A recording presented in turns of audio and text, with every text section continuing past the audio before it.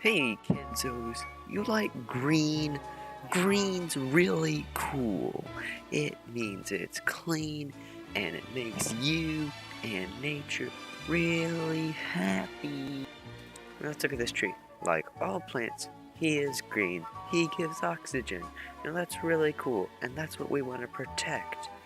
But now let's look what happens when you fill him full of nasty pollutants that make him sad and dead. Now you're thinking, what does this have to do with the city? I already know about plants. I see them every day. Give me something I don't know. Well, did you know that cities produce huge amounts of pollution that are damaging to both plants and human life?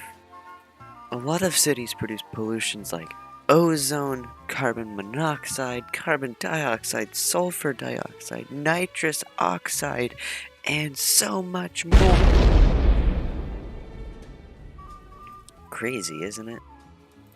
Okay, stay with me now.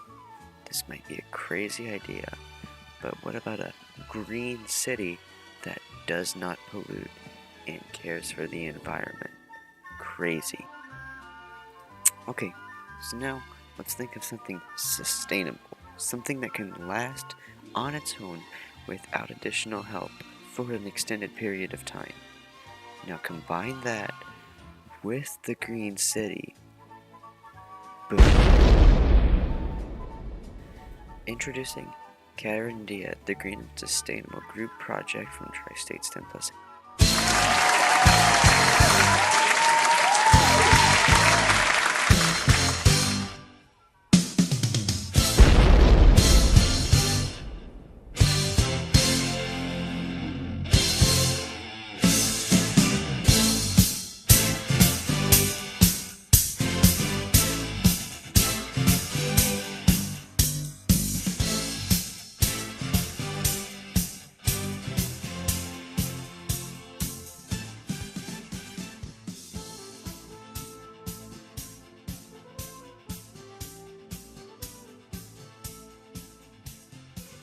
Now for Jack and Anna to describe just how great our city is. City is as sustainable and environmentally friendly as you can possibly get.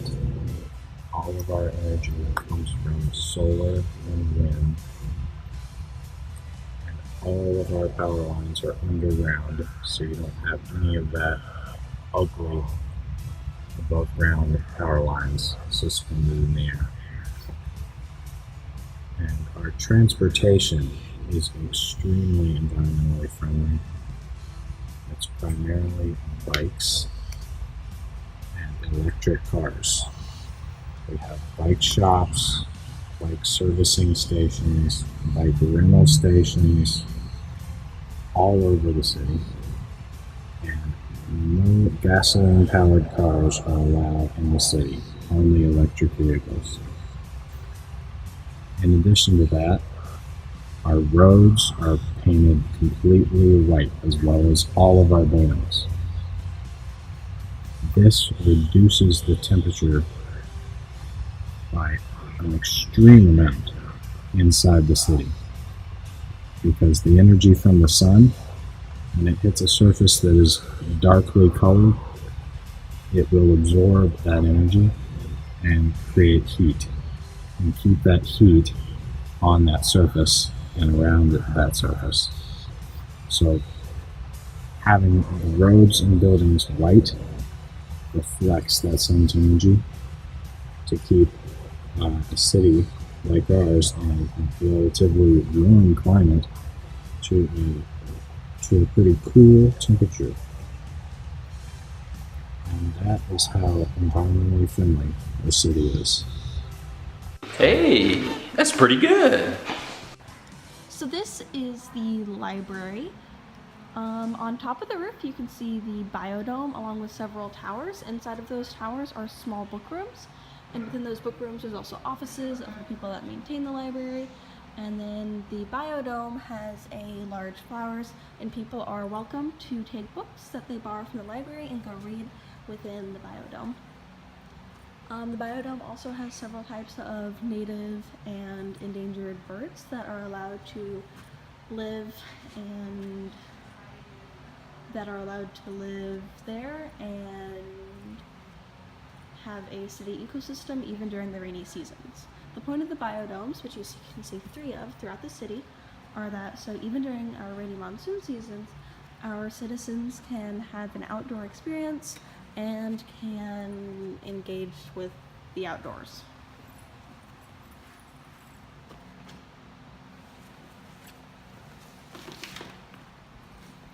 Moving on, the next building you will see is our government building, held up by 4 main pillars, and then on the top has a solar panel.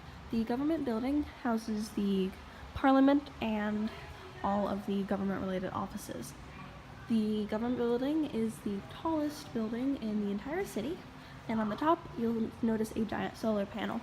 Between the 2 levels, which are separated by the 4 columns, which also house offices, there is a green space, and within that green space there is multiple types of fruit trees which the employees are welcome to eat. Next you have the university.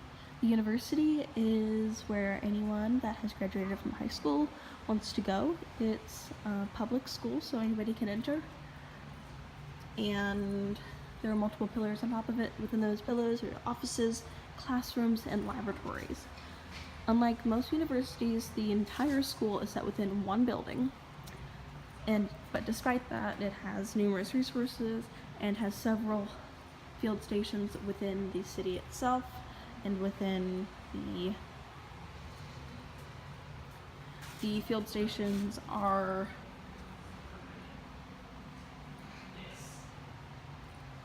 the field stations that are connected to the university are spread across the wild nature areas of the city, which you can see.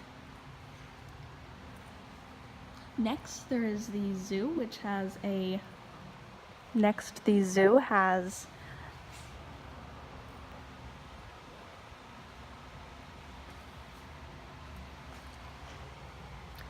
see the zoo. Its symbol is the panda, which you can see 3 of on the 3 sides of it. And on each of the layers, there's a different biome. And within that little biome, there are endangered species that are housed there, and there is a breeding program. Around the outside of the zoo, or the conservatory, whichever you like to call it, there is a staircase. It's a rather large staircase that people are welcome to walk up and observe the animals, but they cannot interact directly with them, only the zookeepers. Through the center of the zoo, there is a giant tunnel, which the zookeepers and the veterinary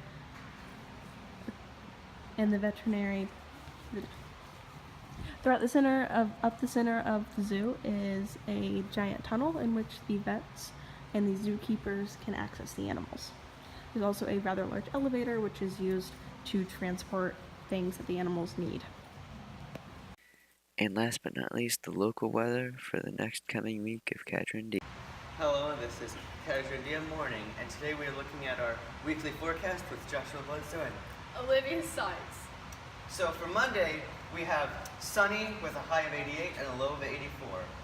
Tuesday, we have a high of 77 and a low of 69. Then on Wednesday, we have partly cloudy with a high of 80 and a low of 70. Thursday, we have a high of 85 and a low of 76. And then on Friday, we have thunderstorms with a high of 78 and a low of 72.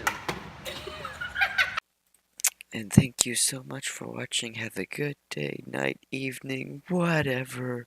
Make sure to have fun and enjoy life. Oh, wait, you got a string on you.